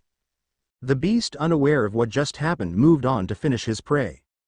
A confused frown covered his face as his fist was caught by the black-haired demigod single-handedly. The hulking monster flinched as he saw the undiluted anger coursing through the boy's eyes, followed by a roar of pain as his arm was twisted harshly. Percy focused all his strength in his right arm, covering it in a bluish-white light as he cocked back his fist as far as he could before punching with such force that the beast was sent flying into a tree with a sickening crunch, snapping the tree in half and knocking it out. Ignoring Elfman, whose takeover washed off, he stumbled in the direction Lysana fell in, the adrenaline leaving his system. An icy gauntlet clenched around his heart as he found Lysana lying in a clearing, breathing laboriously. He fell onto his knees beside her, placing a hand under her head to raise it as she opened her bright blue eyes. "Percy," she murmured. "Shish. Lysana, don't talk now, you're going to be fine." Her hand clenched a spot on her stomach which was oozing blood and she winced. "I'm going to die, ain't I?" Lysana said softly. "Shut up," Percy said fiercely, tears dripping from his eyes. Panic seized Percy as Lysana coughed out blood and her body was covered in a golden glow. Lysana gave Percy a small smile before she shut her eyes and vanished with a bright light. Percy was stone-faced as he walked towards the site of Lysana's grave, a red-eyed Mira by his side. Many had refused to believe Lysana was dead, when Percy had walked in the guild with a sobbing Mira clutched in his arms while Elfman walked along their side with a dead look on his face. Natsu probably took the news the hardest. He had refused to talk to anyone, even Percy, for days. He'd taken refuge in the little shelter he'd built with Lysana, and Happy had soon followed his foster father. There hadn't even been a body to bury. Percy wiped the tears that threatened to escape his eyes as they reached the grave sites. Percy kneeled beside the grave, depositing a bunch of white lily on it. "Why? You were the sister I never had," he said, his voice breaking. I wish I'd told you earlier how much you meant to me." He choked, "How important you were to me." Next to him, Mira broke down, her eyes rimmed red from hours of crying. An icy gauntlet clenched around his heart as he stood up shakily and wrapped an arm around her, causing her to start sobbing on his chest. "Ishish should have been the one who died," Mira said between her hiccups. "I was supposed to protect my family." She broke into another set of sobbing, "And now because of me, Lysana is dead." "Don't," Percy snapped at her, his eyes glistening with unshed tears. "Do you think Lysana would have liked to see you like this?" Mira only cried harder as Percy hugged her tightly. "If not for yourself, then live for Lysana," Percy whispered to her, "live like she would." "Never again," Percy thought as hot tears rolled down his cheek. "I lost one sibling today, I won't ever lose other." "Never again. What do you mean he left?" Natsu almost yelled at the master. Makarov stared back calmly. "I mean what I said." He took a sip of his beer. "He came in last night to tell me he wished to leave the guild for some time."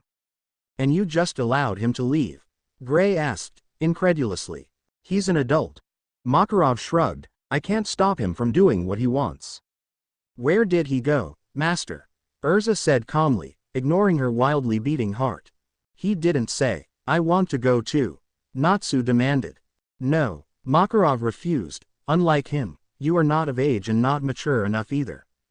Oh yeah, Natsu narrowed his eyes as he turned towards the guild exit. Let's see how you Santo. He was stopped mid-rant as Makarov chopped at the back of his neck with his outstretched hand, causing the pink-haired teen to topple. No one else tried anything afterwards, though he could tell they wanted to. By the time anyone decides to track him, Percy would be too far to be traced. He just hoped that the boy he'd started to love as a grandson stayed out of trouble, but again that may be asking too much of a fairy tale wizard. Location: Unknown Mountain Range. Bellum, year X 782. Percy chewed on the few biscuits he'd left as he sat near a stream. It had been 2 months since he'd left the guild to train himself. He'd somewhat progressed in his training, but that was that. He collected the camping equipment lying around before he moved on to find another spot for his training. His use of elemental powers had been attracting crowds, all types of creatures and men. He'd been long since resigned to the fact that he couldn't stay in one place for long. He started walking on a rocky trail that led to a nearby mountain. Hopefully, he'll be able to train here a little longer than usual.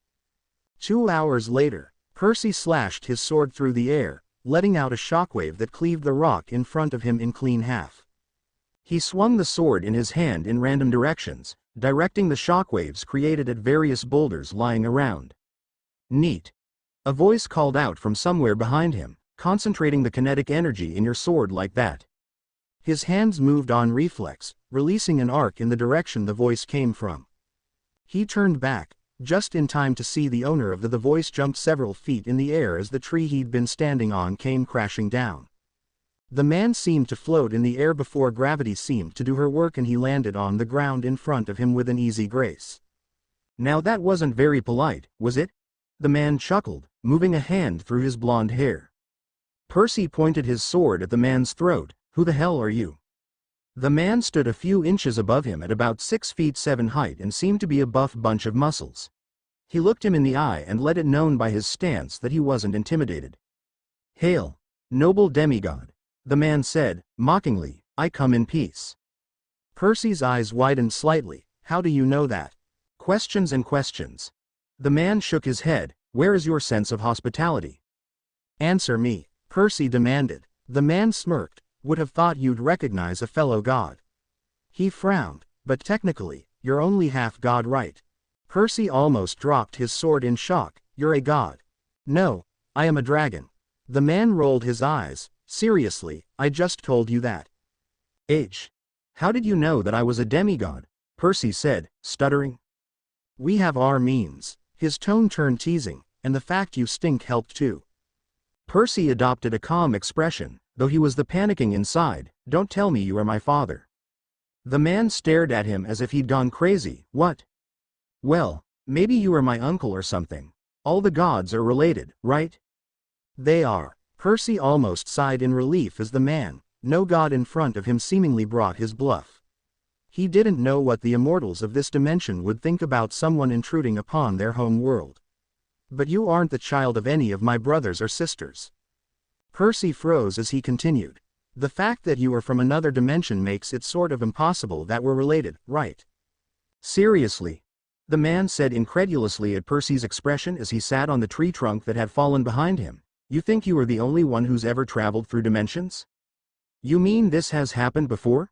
Percy said, unbelieving. "Duh. Well, forgive me for not knowing this was a daily occurrence." Percy snapped, sitting on the ground. "It's not that frequent," the god said, dismissively. "The last one was a century old, I believe, and he was a normal human." "You never answered my question," Percy stated. "What?" He blinked. "Who are you?" The man let that infuriating smirk of his cover his lips and gave a mock bow. "Righties, god of storms, at your service." Yeah, no need to be amazed," he told Percy. "It's just your friendly next-door god Righties." Percy stared at him. "You are vain, you know that." "Of course." Righties leaned back. "I think it's one of the requirement of being a god."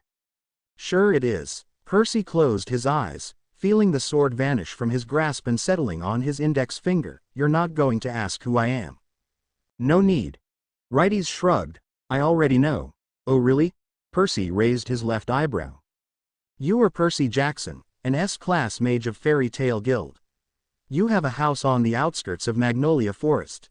You arrived in Bosco when you first entered Earthland and simultaneously got in a fight with two wannabe dark mages. Righties stated as if reading out of a book, Joe and Bob I think. Percy blinked. That was surprisingly more in-depth than I thought. We have been keeping tabs on you since the day you arrived on our planet. Rightus's eyes bored into his, to ensure you didn't disrupt the nature of our world. Why show yourself now? Percy asked, a bit timidly.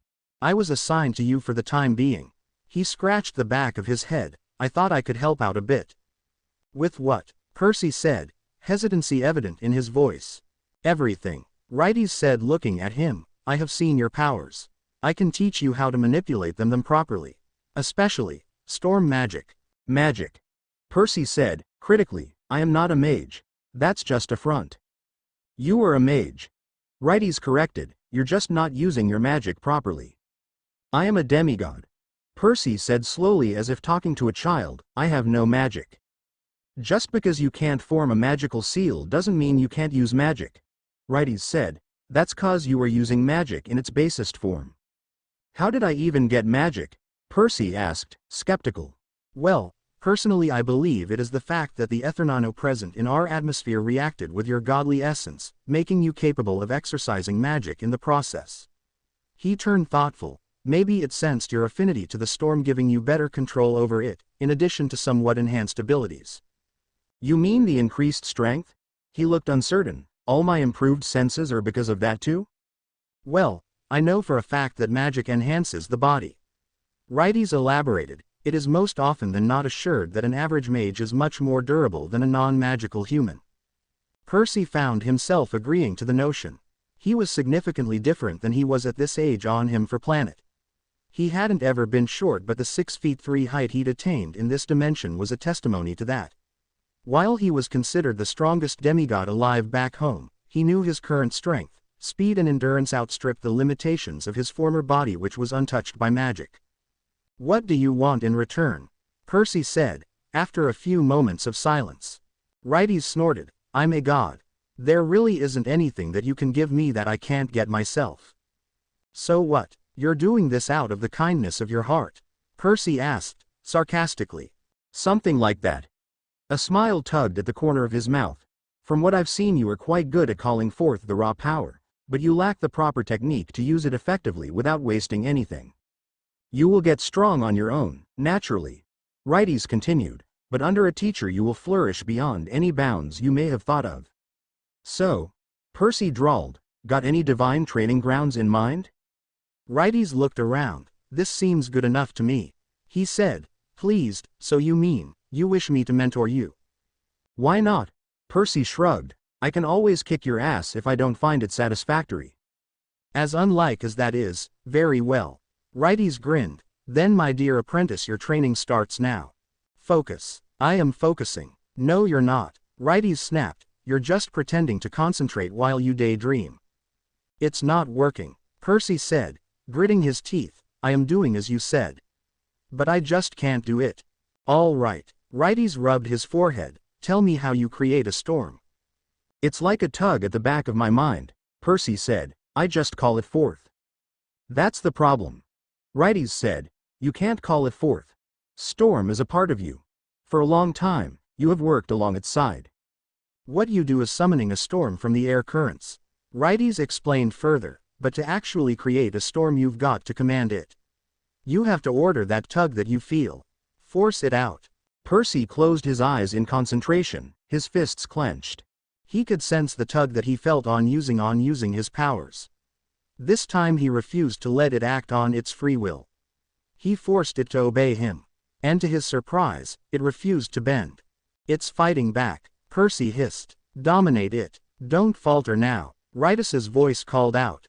He tried harder, but it struggled back as vehemently. Slowly, he could feel himself weaken. The energy was just too strong. When it seemed like he was about to crumble under its will and lose the battle, a voice called out to him, and it wasn't Righties. Hang on, Percy. Natsu grinning at him. You can't go before I kick your ass. You have to live, Percy. Lysana smiled impishly. Live for me. All of his friends from Fairy Tale came before him. Erza was smiling at him, Mira at her side smirking mischievously while Kana, Gray and Elfman all waved at him along with the other youngsters of the guild. Percy struggled with renewed strength, pushing back the pressure that threatened to crush him. After what seemed like an eternity, the presence finally shied back, as it finally admitted defeat to him. His eyes snapped open to see a concerned Righties looking at him. Righties sighed in relief. I really thought you were done for a moment ago. I did too. He clutched his head. It's like an army's marching in here. Well, the hard part's done. Righties commented idly. Try creating a storm now. Percy concentrated, trying once again to channel the energy he'd felt. He was pleased when it obeyed, albeit a bit reluctantly. He watched in awe as a dark blue seal appeared in front of his hand, releasing forth a concentrated flurry of storms. Well, Percy licked his dried lips. That was something. It's a start. Righties agreed, but you're far from being done. Location: unknown. Sin. Year X 783. I can't do this, Righties. Percy called out, panicked. Righties rolled his eyes, steadying Percy with a hand on his shoulder as the two hovered about 50 feet in the air. Zeus will kill me, Percy muttered, his face turning white. Zeus has no control here in Earthland, especially the air.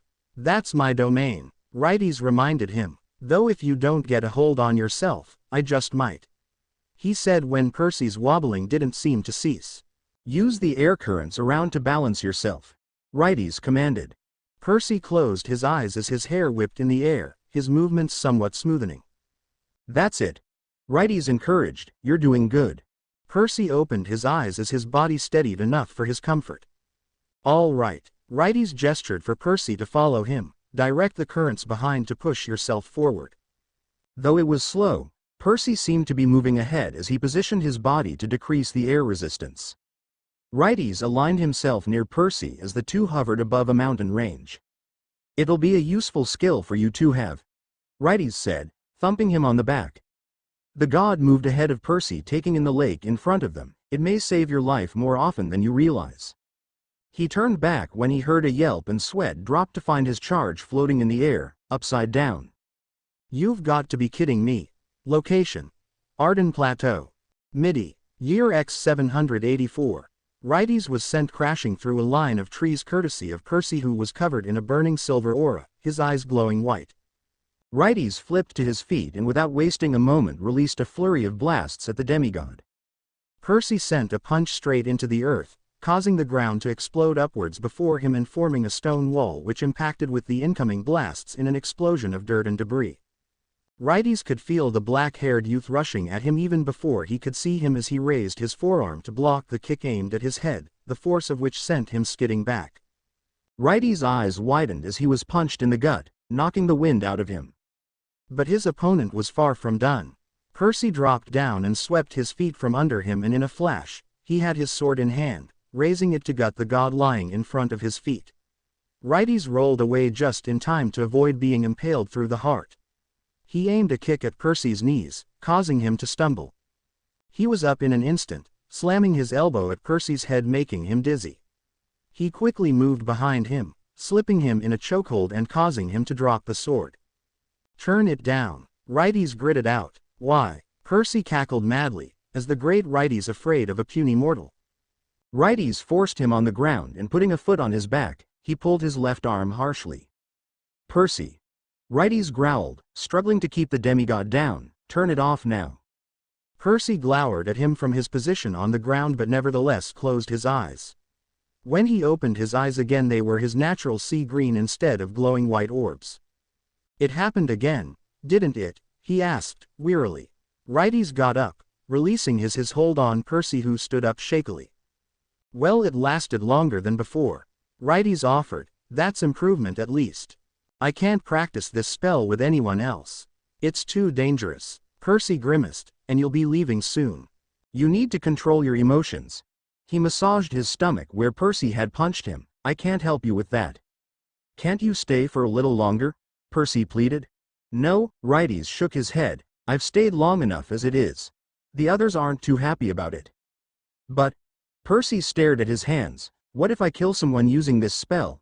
He looked at Righties. I just can't control this bloodlust.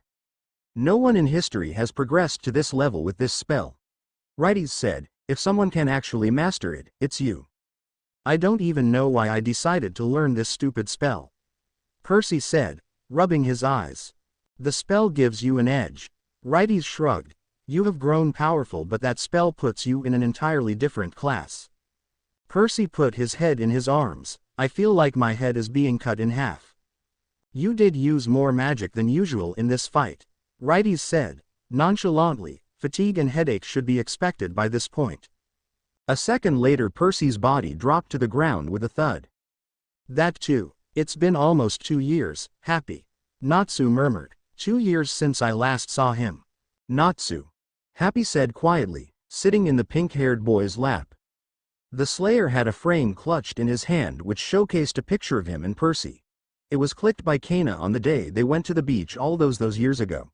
Percy had Natsu in a headlock, both smiling brightly at the camera. I'm going to find him. Natsu said, determined. Then I'm going to beat the shit out of him for leaving us like that. Aye, sir. Happy exclaimed, and we won't forgive him till he gets us lots of fishes. Sure, buddy, Natsu said absent-mindedly. His face soon broke into an excited grin. I'm sure he must be super strong by now. Well, if he's as strong as Erza, then I really don't think you have a chance, Happy said with a wise look on his face. You take that back. Natsu said accusingly. One of these days I'm going to beat Erza too. I've had enough of her. So, Happy drawled. Should I go tell Erza you're challenging her? What? Fear leaked into Natsu's voice. Wait, no, don't tell Erza. Happy cackled evilly as he flew towards the guild, leaving a protesting Natsu behind. Location: Harjan Town, Fury Year X 784. Excuse me, sir. A conductor hurried over to Natsu, who was sprawled across his seat in the train. Are you okay? Happy said, raising his past. This happens all the time. Impossible. I will never ride a train ever again. Natsu groaned before covering his mouth as his face turned green. If the info we have is correct, then Percy should still be in the town, Happy said while Natsu puked out of the train window. Let's go. Let me rest for a while.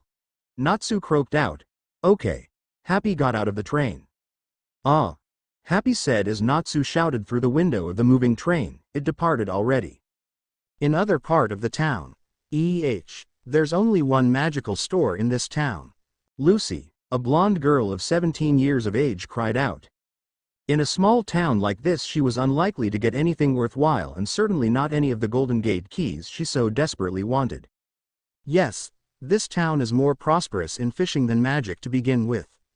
The shipowner told her cheerfully despite her obvious lack of enthusiasm.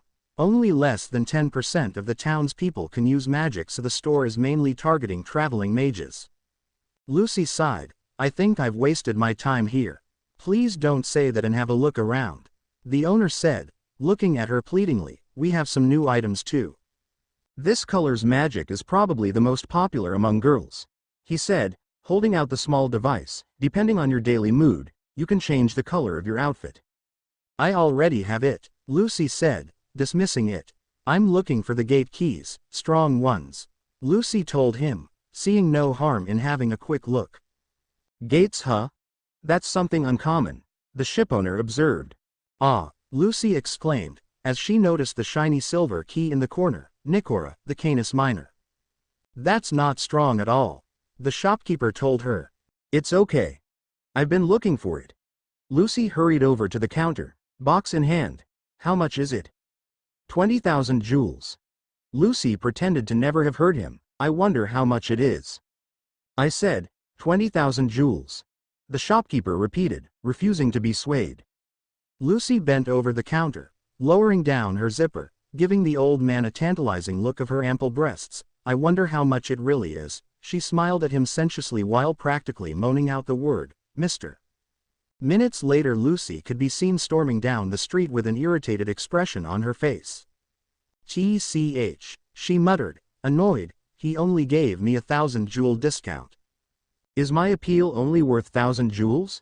She screamed, kicking a nearby sign. She was cut off in her rant by a loud cheer nearby. She looked around to see a crowd gathered along the street, just where the cheer had originated from. What's going on? A pair of girls sped past her, shouting back and forth to each other. Did you hear that? Yeah, a famous mage is in town. It's Tempest Sama. Tempest? Lucy murmured. Tempest was a mage who had one hell of a reputation. Even Lucy had heard about him. Destructive and crazy strong. Even though he had gone out of public eyes a few years ago, it wasn't enough to stop forming of a fan club of his. Why, you mean the mage who is rumored to have godlike powers that no one else can use? Her face brightened up. He's in town. Well, he sure is popular. Lucy thought, looking at the huge crowd of women and young girls around him. I wonder if he looks cool, she said dreamily. I ended up riding the train twice. Natsu said, put out. You're so bad with transportation. Happy clutched his stomach, and I'm hungry. We don't have any money. Natsu said gloomily. Natsu looked up. Hey, Happy.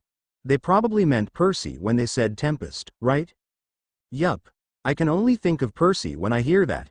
Happy voiced his thought. That's what I thought too. I finally found him. Natsu shouted triumphantly. I feel a bit better now. They paused when they hear someone yell Tempest in crowd in front of them. Speak of the devil, Natsu grinned. Lucy finally caught sight of the Tempest when suddenly her heart started beating wildly, her face went red and her brain got numb. Tempest was relatively tall with a rather rectangular face and handsome features. His dark blue hair were short on the right side, hanging over the left part of his face in spikes. There was a dark tattoo covering the right part of his forehead, just above his right eyebrow, this being slightly reminiscent of a thin, stylized pair of tongs. He wore a dark, high-collared cape almost reaching down to his knees. Below this, he was adorned in a simple, light short-sleeved shirt. Ha ha, I'm had. I can't walk like this. Smiling at the crowd surrounding him. What happened to me? Her breathing grew heavier when she met the mage's eye.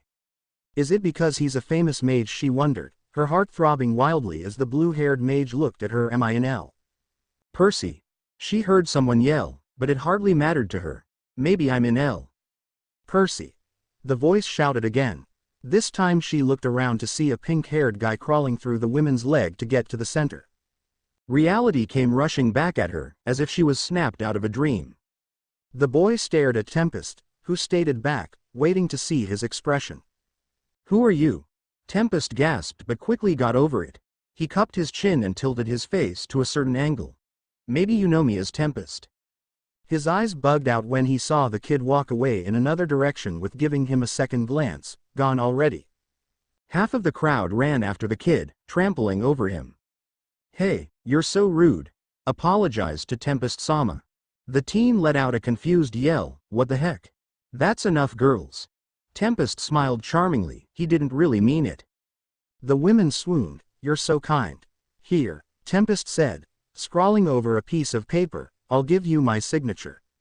You can show it off to your friends. Natsu huffed. I don't want it.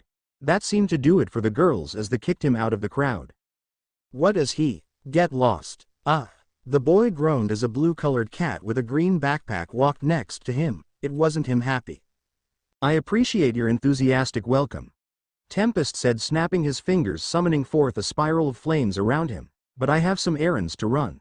So please excuse me. He steeped on the flame, which then started to make him rise in the air.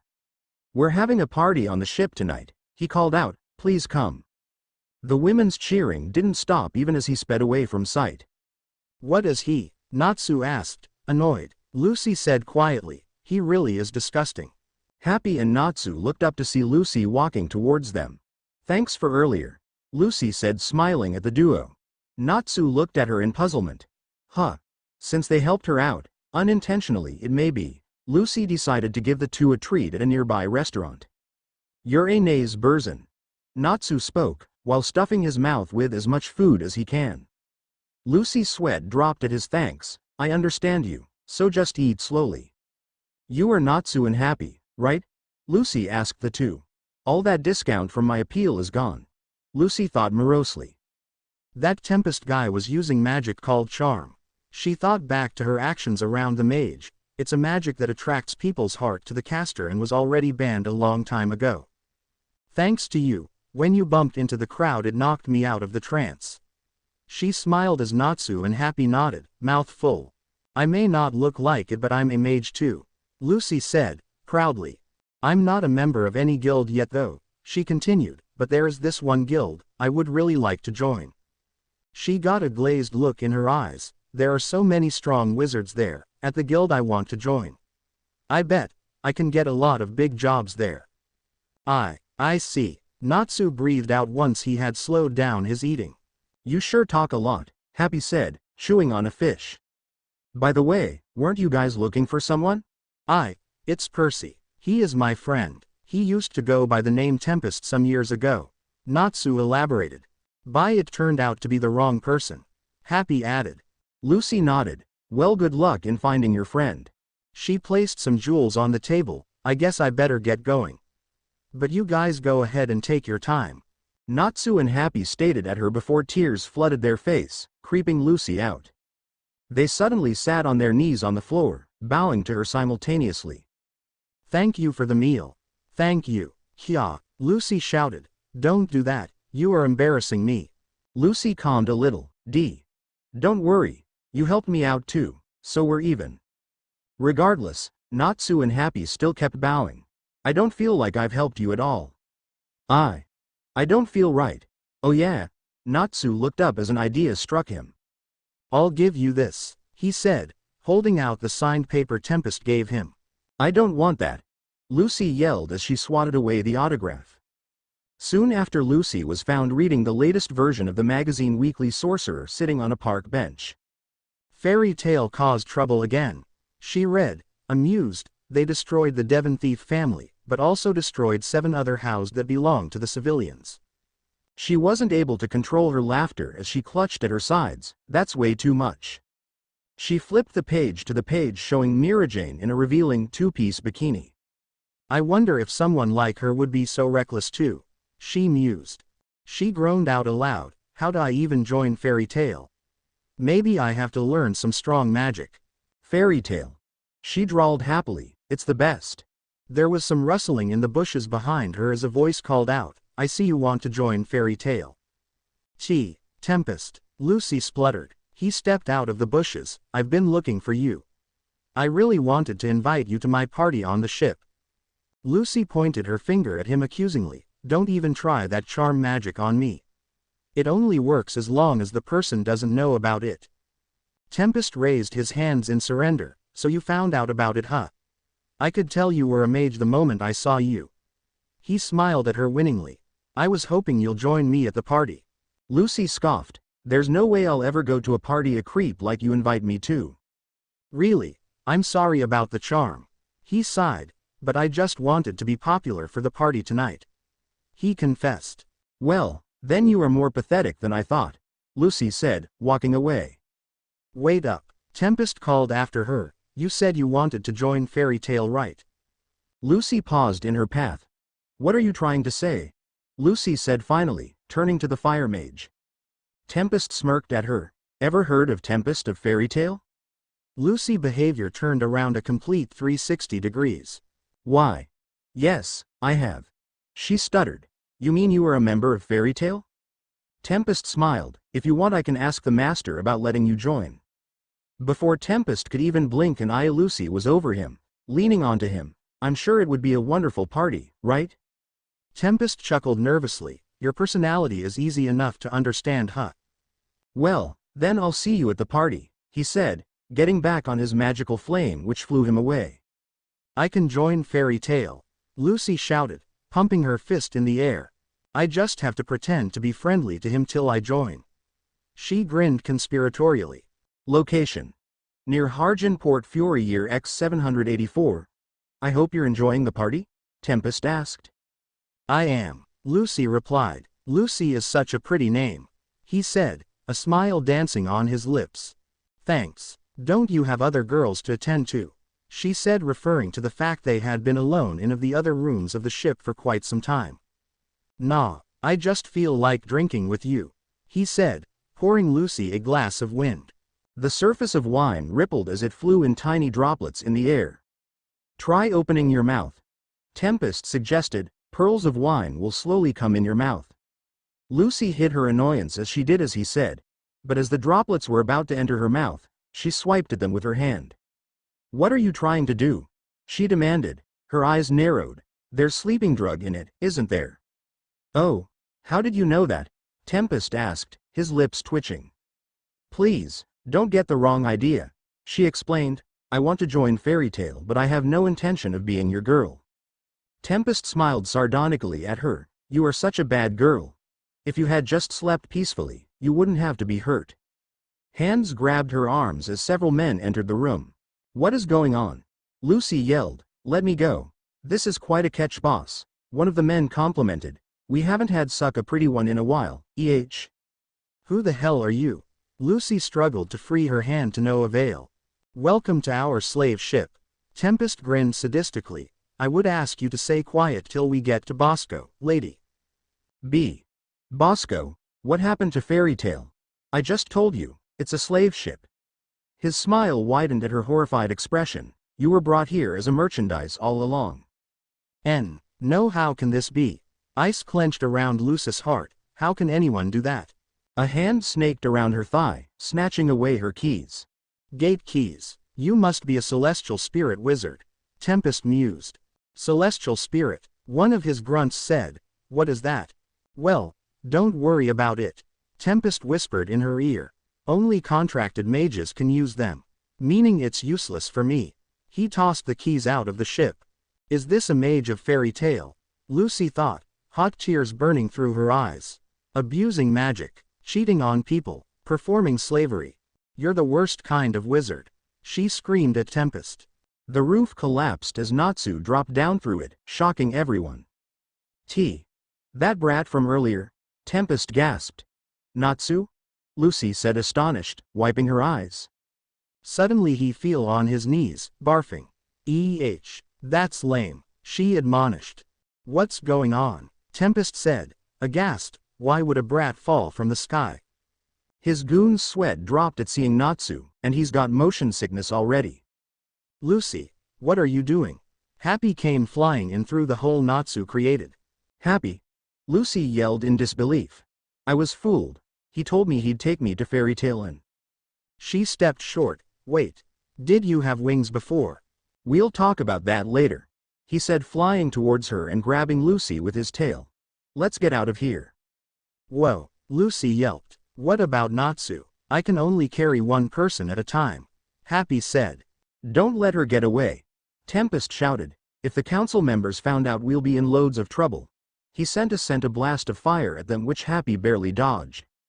Happy flew in random patterns, dodging the energy blasts that Tempest's goon were shooting at them.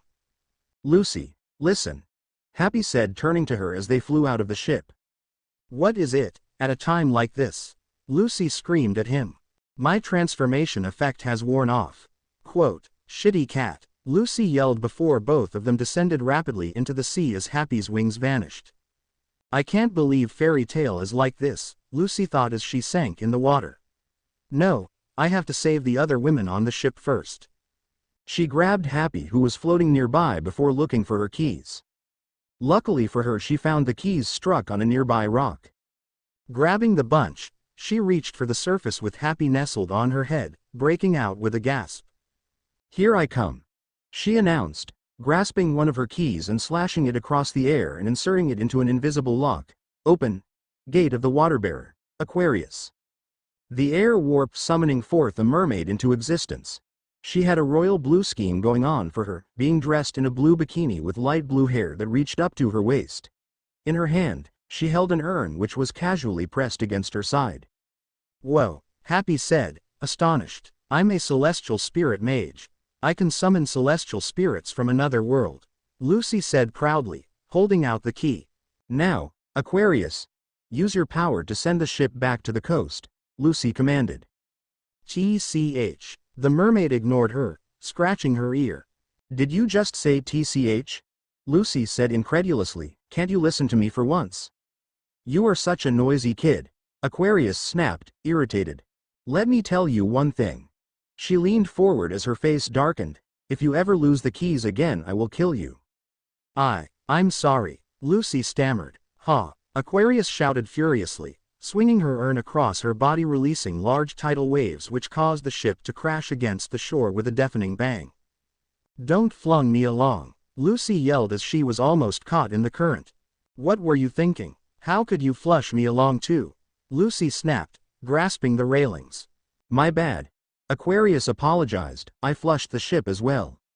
"Were you aiming at me?